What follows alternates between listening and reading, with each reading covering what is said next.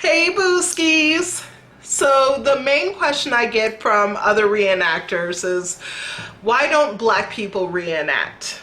Now this is a very complicated issue. It's a very complicated subject. I wouldn't call it an issue. And I want to have a real conversation with you all. I want to be real with you all. I'm not going to sugarcoat anything. With that comes this disclaimer. Everything I'm saying today is my opinion. I don't represent the black community.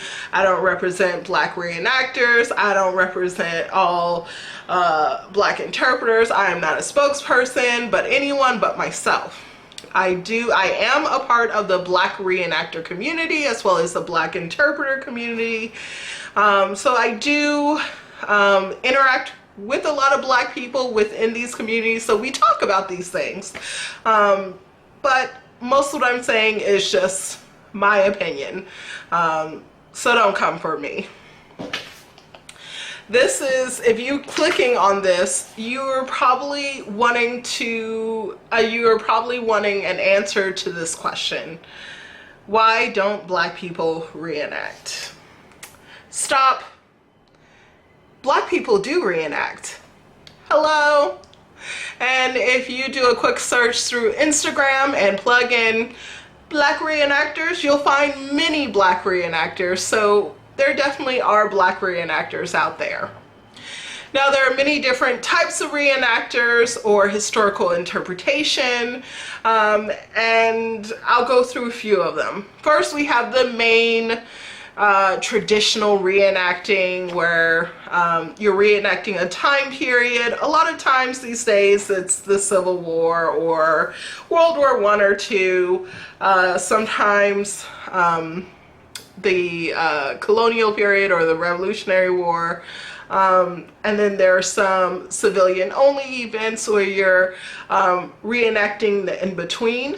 Some events are open to the public, some events are private, some people do campaign events, others are more mainstream, others do a lot of research and hand sewing, others just look online and buy a dress. So I'm here for whatever type of reenactor you are. No judgments from me. Do what makes you happy. And if reenacting makes you happy, do you, boo. Now, there's a lot of other types. So after the traditional reenactors, these are usually hobbyists. So they're doing it on the weekends, or they may take off a few days to reenact. Then we have the historical interpreters, educators, people who do it as a job, sometimes 9 to 5, sometimes part-time, full-time. It all depends. I fall under that umbrella. Some people are museum educators, some go from site to site.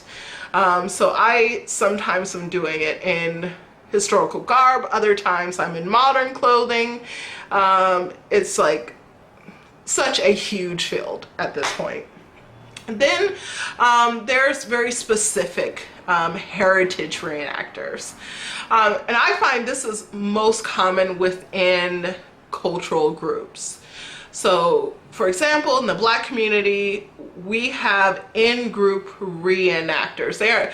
Sometimes they're called reenactors, and most of the time they may be called griots, or sometimes they just call them actors. But I've had a few experiences with them growing up in Atlanta. Specifically my church. A woman would come to my church for a children's church or Sabbath school, or what other people call Sunday school. And she would come and tell us stories from the time of enslavement, when enslaved persons used their faith in God to get through hard times. And so she had, I wouldn't say it was pre-Civil War. She was talking about a time of enslavement, but her clothes were really like 1880, so we're not calling her on it. She was educating the children. And it was just amazing what she did. And that's something that I will always remember, and I think that was something that led me on the path to being a historical interpreter. I just thought what she did was amazing. I thought she was amazing, and she put us she talked about slavery, but from the standpoint of enslaved persons, and it was very empowering, and the way she talked about it, it was just really amazing, and it was very beautiful, and I could go on forever. But sometimes it's through Black churches, heritage organizations.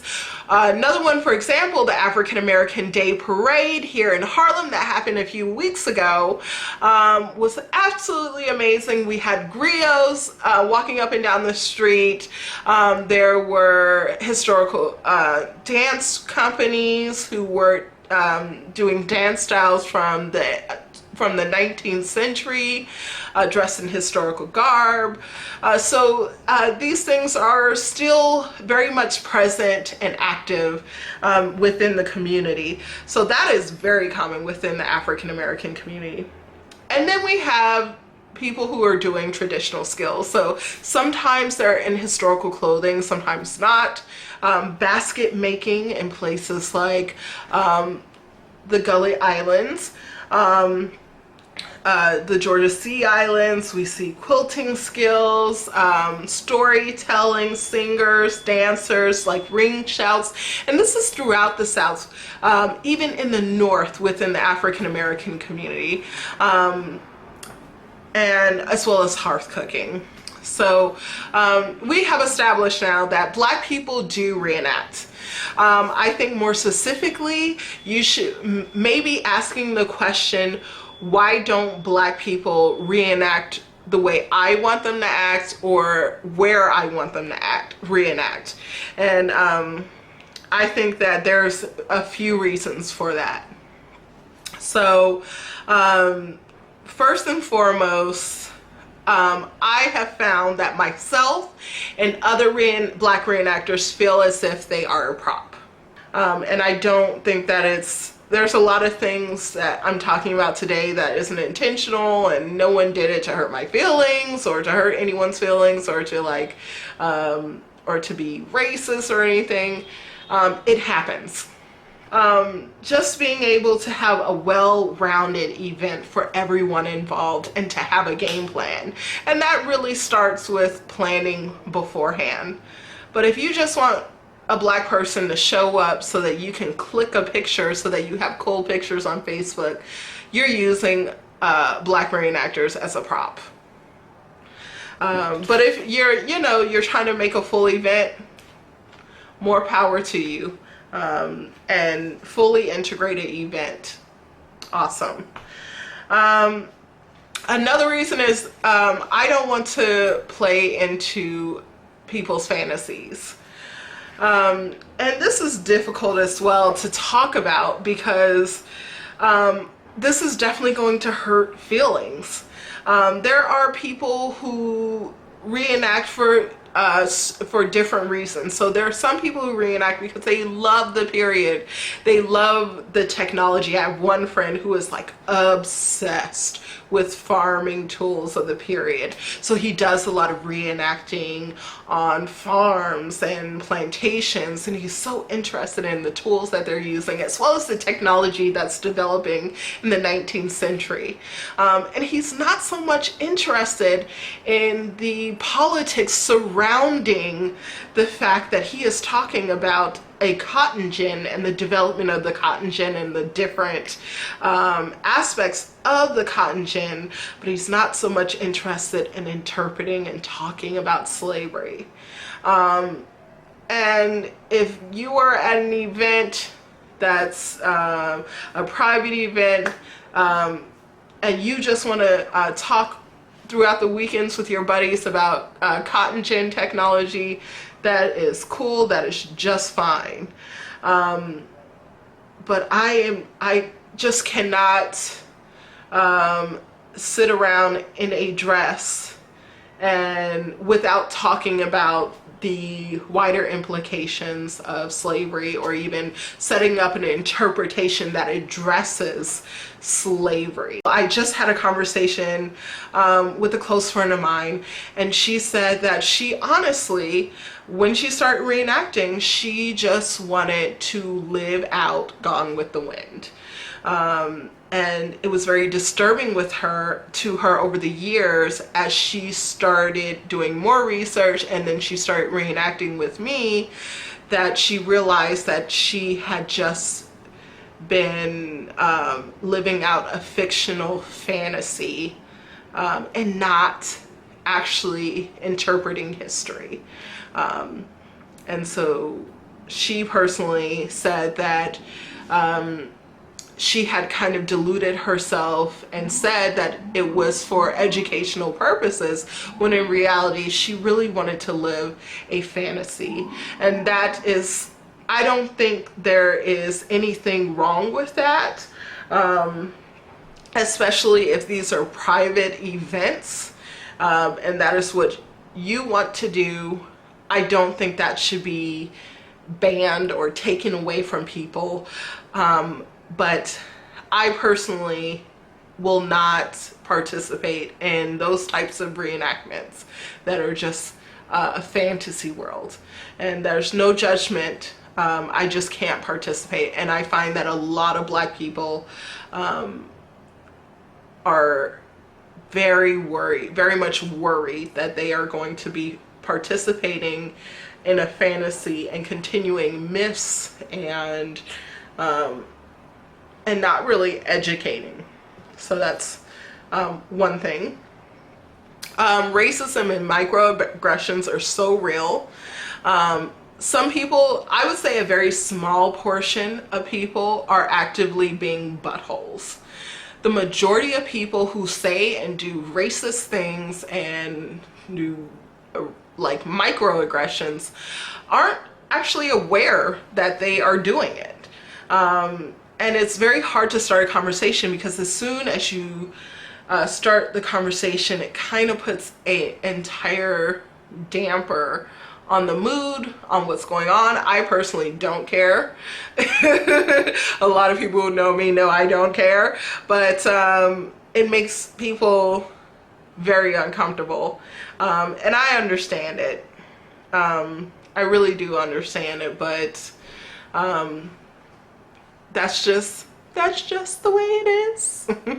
And that's really when you're sitting around, and so when inevitably the conversation comes up where people start talking about the fact that Black people don't reenact, and they don't understand how offensive it is for them to say, well, Black people just don't know their history, and they just are ashamed of their ancestors and ashamed of their past. That is really insulting, and that is completely not the case. As someone who is Black, who spends a lot of time around Black people and talks about slavery regularly with Black people know a lot about slavery, but Black people talk about slavery a lot, and it is not sitting around talking about, oh, it was so terrible, it's horrible, da, da, da. We also talk about the strength of these people and the stories that were passed down to us, which for me, there's quite a few stories that were passed down about right after slavery, as well as into the early 20th century. And these stories of strength and overcoming and empowerment. So I think you should be very careful when you talk about Black people not wanting to participate in reenactments. Just because they don't want to interact in your reenactments doesn't mean they're afraid of their history, they don't want to learn about slavery or the past. They just don't want to reenact the way that we reenact. there is also a general insensitivity and willful ignorance to the effects of slavery on people today, and how it molded our society and how it continues to mold interactions between people in our society, and the personal pain and weight each Black person carries with them in America. This is not just a decision to say, I think I'll reenact.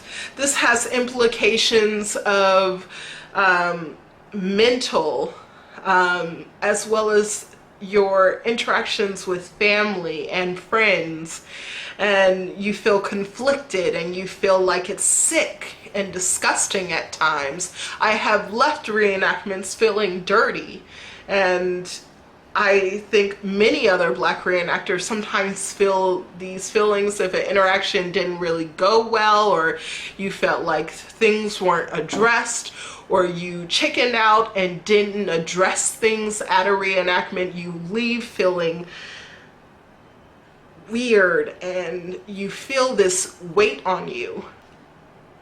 Portraying an enslaved person or even a free person of color is just, it has so much baggage that comes with it, and it is not an easy decision, or as easy of a decision to make as if saying, should I interpret a farmer or should I interpret a writer?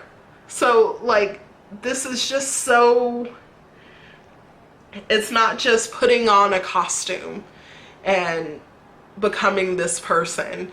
It has like these deep implications that can mess you up in your head. It is like, I cannot stress this enough. Yeah, just, it's real crazy. But just understanding that this is just not a decision that is just, can be taken lightly. So I think that was just something I really wanted to address. Also, I think it's very important to talk about the fact that I think when people say, when Black people say, I don't want to portray someone of that period, a Black person of that period, what I hear a lot is, oh, it's okay, you can portray a free person. And that is, I'm going to choose my words carefully. I think that shows a bit of ignorance of the historical the historical context of the period, of the laws of the period, because in many ways, free people of color, especially those in the lower middling and under economically, they are having to follow the same exact rules as an enslaved person. I think it's just so important to understand that it's not simply about reenacting slavery or not reenacting slavery. It is being Black in the 19th century that is just so problematic.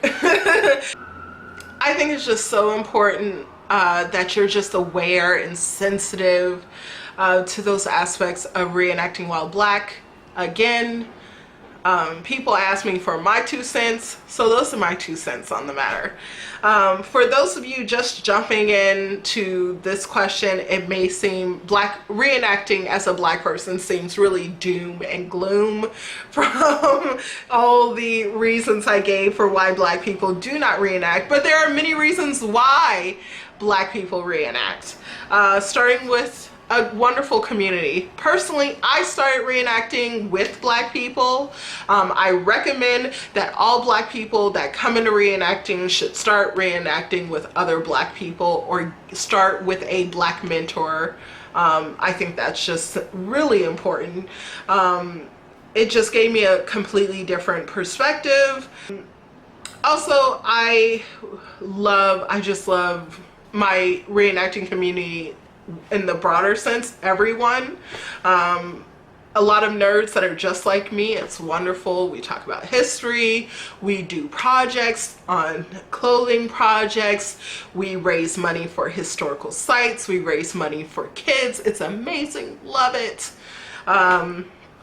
We educate people. So a lot of Black reenactors go in for education, for community, to honor the ancestors, to it's also so empowering when you have control over your interpretation and your research and what you're doing and your focus.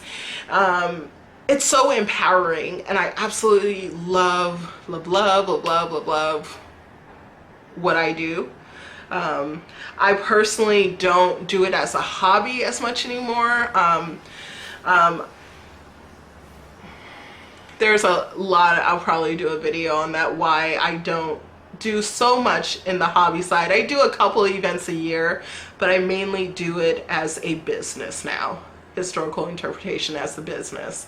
But I do think that there is space for Black people to do interpretation and reenacting in a healthy way. And I think it's important to stress healthy. Because sometimes there are some interactions that are not healthy and there's not safe or even consensual. So I think it's so important that you reenact safe, you talk. I'm not trying to get nothing. I'm not trying to get anything out of anyone. I think you should reenact for your own reasons, but I think if you're trying to get Black people into reenacting, it's going to be a really hard sell if you are unable to understand or accept the reasons why they are hesitant to go into reenacting. If you simply, and I think one big indicator is if it is so unbelievable to you why Black people would not want to reenact, I think you need to do some soul searching and try and understand, put yourself, really think about why a Black person would have reservations in reenacting in America. So yeah, I hope I wasn't too harsh with y'all. I just really wanted to give an honest answer. There's been a few people who have been sugarcoating this. They give an answer and it's really sugar-coated, but I just feel like just rip off the band-aid and tell people. Everyone's saying that they don't want political correctness. So I gave it to you. You didn't want it, so I gave it to you straight on. And these are my opinions, and through my experience. Take it or leave it.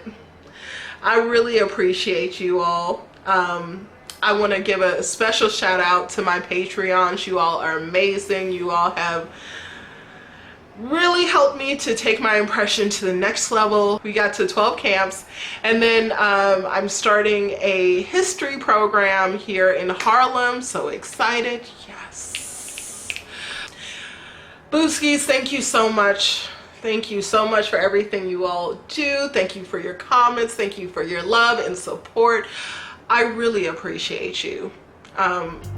Please remember to like us and subscribe. And y'all keep on keeping on.